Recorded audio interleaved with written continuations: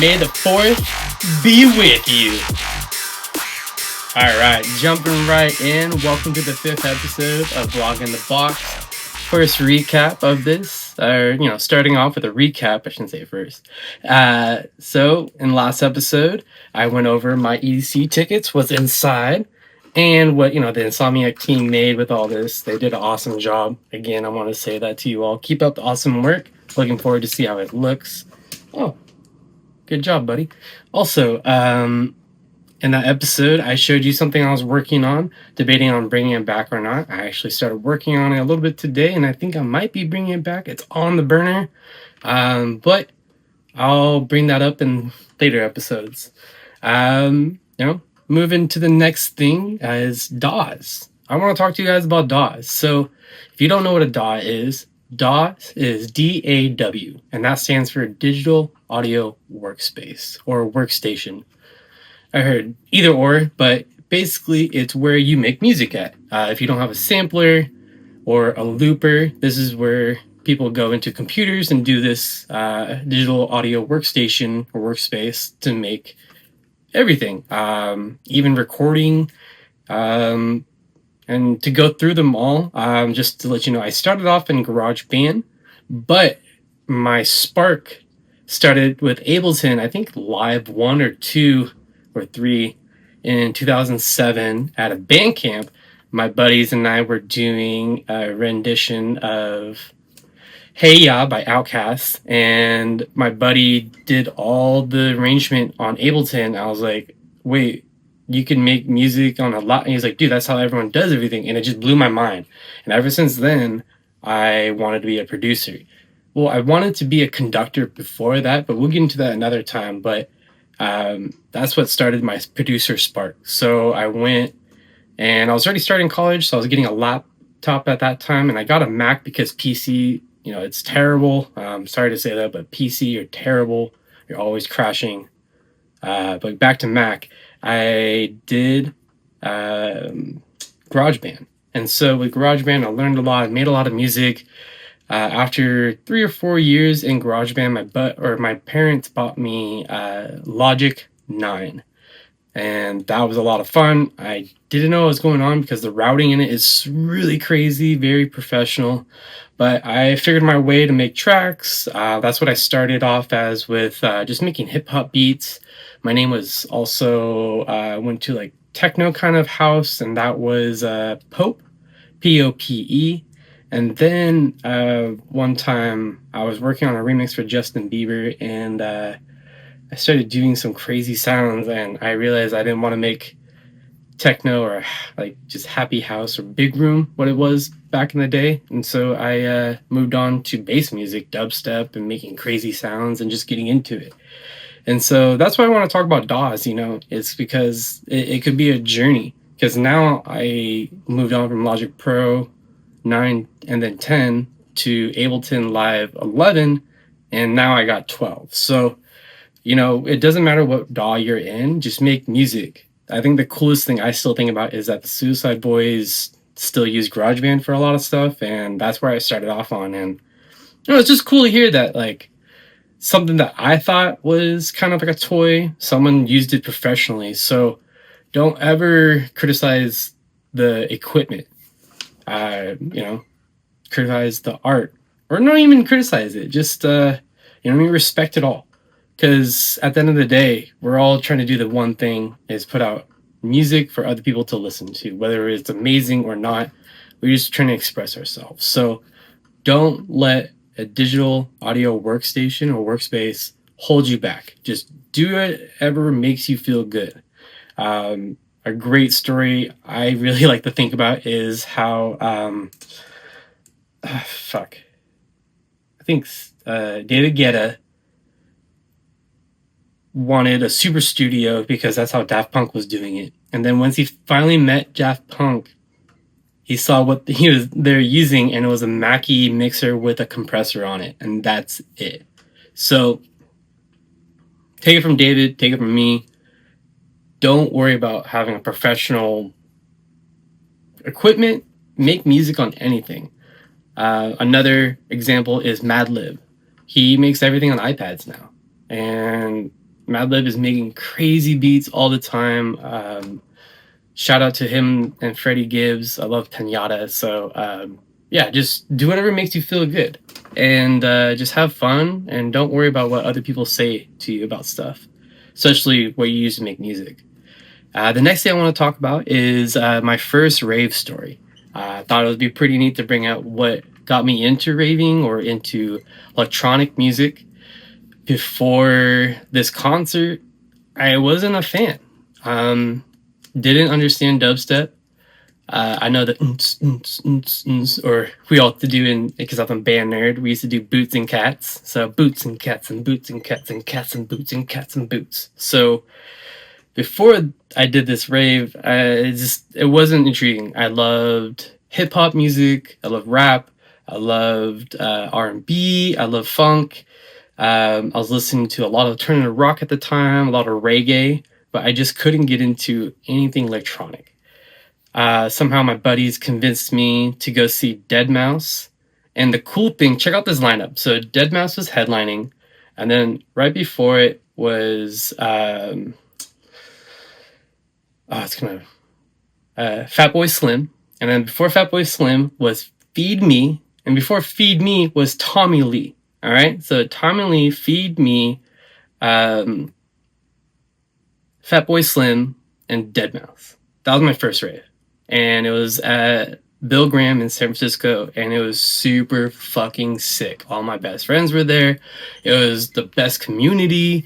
I did get sick, and I just want to say everyone in the community checked on me, spent some time with me, made sure I was feeling good, and that's what brought me into this. And after that experience, I was like, I gotta start making techno or house or something with a 4 on the floor, because my rap beats weren't taking off. And I had a dream I was going to become Dr. Dre's apprentice with my rap beats, but they weren't that great. But I am really glad that I went to that rave. Shout out to my buddy Nick. I'm not going to say his last name, but he's an amazing photographer, videographer, gimbal. Dude, this guy's crazy. If you need any video stuff, hit me up and I'll get you contact with him. Moving on to the story. So I saw them, and with that, it was just crazy. The craziest part was the next day. We were just venturing around. We went to the modern, the MoMA? So Modern Art Museum, the MoMA in San Francisco. We went to that. And then after we left the MoMA, guess who we ran into? Tommy Lee. My buddy Eric was walking by, and he noticed someone smoking a cigarette, and we saw him start backing up. We're like, what are you doing? He goes, hey, are you Tommy Lee? And he goes, yeah. And we met Tommy Lee, and in doing so, we wanted to take a picture. And guess what happened when we're taking the picture? Deadmau5 came running over, either from the limousine or from the hotel entrance exit, and kicked Tommy Lee in the ass, and then noticed we're all looking at him. He's like, caught him off surprise, like, oh, you want to get in the picture too? And he said yes, which was awesome, because now I'm in a picture with Deadmau5, Tommy Lee, and my best friends at this amazing rave that I went to my first time. So it was just, everything about that weekend just kind of was just like, I have to do electronic music. I have to. It was the best weekend. I got away from someone that was just a terror in my life, and I just met these amazing people at the rave, and then I met the headliner and Tommy Lee, who was the opener. So like, that's what started this love for electronic music. And then now I'm into dubstep, and I'm back into 4 on the floor with some other things. So I just want to say, if your friends ever reach out to do something new, just do it, because like, you could change your whole life, especially if you're dealing with some shit. Just fucking take a leap of faith. Take this moment and leap, and you got this. Just remember me, just leap. All right, moving on to the next thing, mentoring. So I'm not going to mentor anyone anytime soon, but I wanted to bring into it because I did get mentored. I was mentored by a person named Brandon. He goes by Sloth. He's really awesome, makes great music. He's been releasing on on what was it? I think Disciple You Love or Mad Decent, but he released a song. It's either Ghost Speakers or Speakers Blown. Pretty sick. Go check out Sloth. Um, he taught me a lot of different things. Brought up my music producing to a great level. And then after that, I did a one-on-one with Snails, who is also going by Slugs now. But Fred, who is Snails, taught me a whole slew of things too. So it was like Brandon took me to a whole level, and then Fred took me to a whole nother level. And these guys just gave me their time, their patience, their focus, and tools in their craft. And if it wasn't for those moments, I wouldn't be here right now doing what I'm doing, talking to you all, explaining how much I love this music, how much I love making music, how much I love being in this community and making, not making, but, hopefully inspiring other people to join the EDM community, whether it's listening, making, or just being a part of it somehow. Plur goes a long way. And if you don't know what Plur means, Plur is peace, love, unity, respect. One more time. Peace, love, unity, and respect. And that's what we're going to keep here. The reason why I want to talk about mentoring is if you have a chance to learn, do it. Because you only know what's in your box. And when you're always just in your box, you're just swirling. So open your box and let more ideas come in, new ideas, and just accept that you don't know everything. Once I accepted that, I felt a lot better with my music, and I started making better music to what I like. And then now I'm kind of just getting to a place where my brain's working better. So yeah, take suggestions, take reviews, take feedback, take criticism if it's, in a structured, fun way. I'm not saying like don't take someone's comments like your shit fucking sucks, dude. You shouldn't even do this. You should stop cooking today, or those are things I've gotten, but it hasn't stopped me. They're just comments. They're just trolls. So take me as an example and get mentored by someone, even if it's just your best friend that knows something different. And also I want to say this too: money could be an option to trade, but a lot of people I've been seeing doing trades on like, hey, if I give you samples, will you teach me how to do serum? Or if I show you how to master, will you show me how to mix? If I master a track for you, can you teach me how to sound design? Or even just the simple things like, hey, like what plugin are you using to do this and that? And, just get out there, look at posts, talk to people, and, knowledge is power. All right, moving on to the next thing is, my whips, my work in progresses. So, I'm just going to play this song right here, and let's see. I'll just have it queued now. I actually have it right here, so... I don't know. I just kind of made this and had a lot of fun with it, and yeah, I kind of want to release it now. So check it out.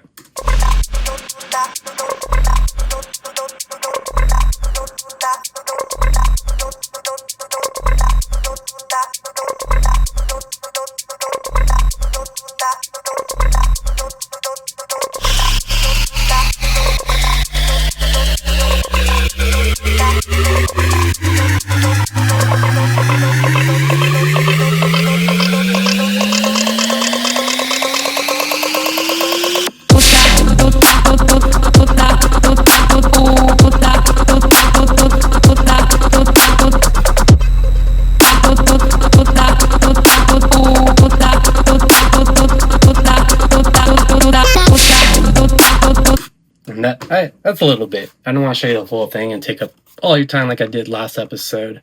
Last episode, I showed a full song.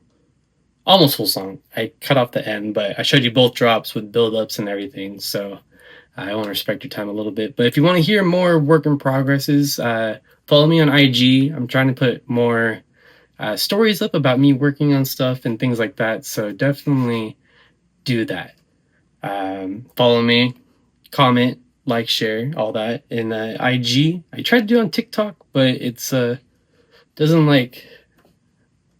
If there's a cool trick to post from IG to TikTok at the same time, let me know in the comments because I haven't figured that one out. But the other work in progress was what I played at the beginning of this episode, and that's for today. I actually just made that this morning for the intro, and I hope you all like. And I'm probably going to release that onto something just for funsies, make a little IG post, but that'll be for later. Other than that, that's basically it, what I want to talk about. So thank you all for staying and listening. Comment below about what you want to see next. If you have questions about things, like the video, share it with your friends so they can see it too. Don't forget to follow, subscribe, and hit all notifications so you stay up to date on when I release these or any other things.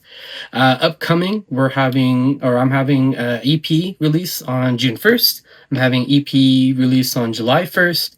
And this month I'm debating on releasing a remix, whether it's going to be Be Mine by James Hype or Workout by J Cole.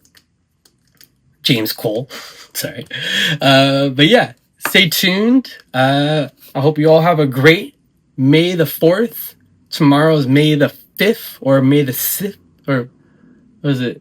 I can't remember what the 6th one is for the 5th. Beware the 5th. Is that what it is? So May the 4th be with you, and Return of the 5th. That's what it is. Return of the 5th. I used to work for Disney World, and so it was always fun working for those ones, for those days. All right, I digress. You guys have a great May the 4th and Return the 5th, and I'll see you all in episode 6. Thank you so much.